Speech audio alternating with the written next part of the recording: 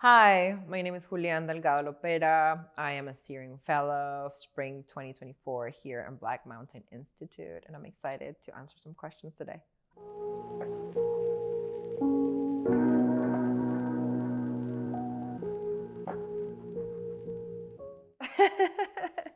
Well, it's interesting because all the queer people that I have met here are just like, there's no gay people, there's no gay things happening.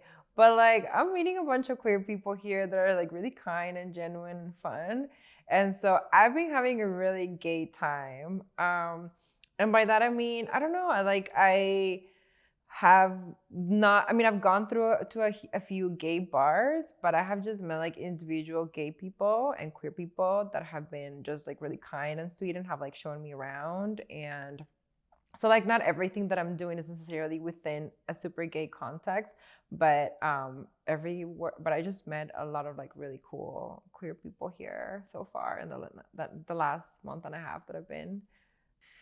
The most Las Vegas thing that has happened to me, oh my God, I don't know. I feel like I was walking around with my friend from San Francisco who was visiting, and I took him to Fremont, and he was so shocked by the lights. And I felt like, I guess it was Las Vegas to me because I was already like, I'm used to it. I was like, oh, all this lights and all this shiny stuff. It's like, I'm used to it. I guess that would be a very Las Vegas thing. The other thing that has happened, I would say, is like right outside my apartment, through the window, there is wedding chapel. And so every single day, if I am there, I am seeing people get married in this very Vegas way. So sometimes I'm just there with my tea, and there's people like literally outside my kitchen window who are like getting married, which I think is also in like a tiny little like chapel that is called Paradise, which I find very Vegas. I have not seen a gay one yet. So if I see a gay wedding, I will come down and be like, can I be the maid of honor, please? I kind of came into San Francisco through like the drag scene and through gay bars. And so I was going to all this like gay bars and like listening to queens on stage. And I was just fascinated by the way that they use language. And by that, I mean, it was just like popping. It was very creative. It was very engaging. Drag queens do not care about being grammatically correct. They just care about being like fun and sassy. And so there was something about that like really fascinated me. And I really end up blending into a lot of the voice that I have developed through the years in my writing. I pay a lot of attention to just like rhythm and cadences, and I feel that queens and performance have had a huge influence in how I even like use punctuation. So yes, I think that is just like rhythm is very important to me and is something that I have an inclination towards, but I have worked on it also by rehearsing a lot, by like listening to people, by paying attention to the way that people speak.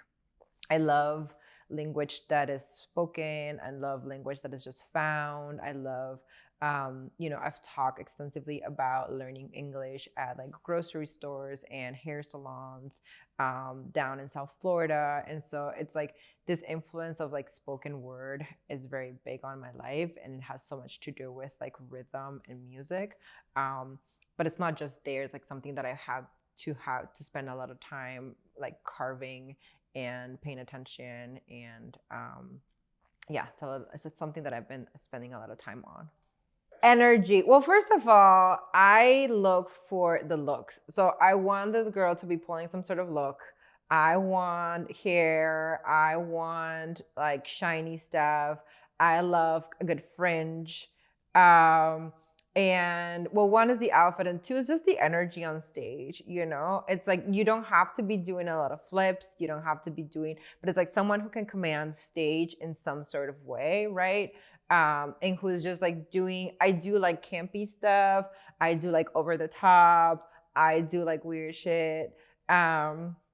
And so if something like that happens, it's great. But I do think like the camp stuff is great, but it's just about presence on stage and how somebody handles whatever it is that they're doing. If they're lip singing a song, if they're doing some like weird stuff, like it's just really about like presence and how they're holding their bodies. And so that's, and the fact that I'm engaged and I'm connecting with them at that moment, you know, they need to have like that kind of confidence and presence. Okay, so we're doing this workshop called Writing Live, where I, as a writer, so I've been a writer for a while, and I was never taught really how to read on stage.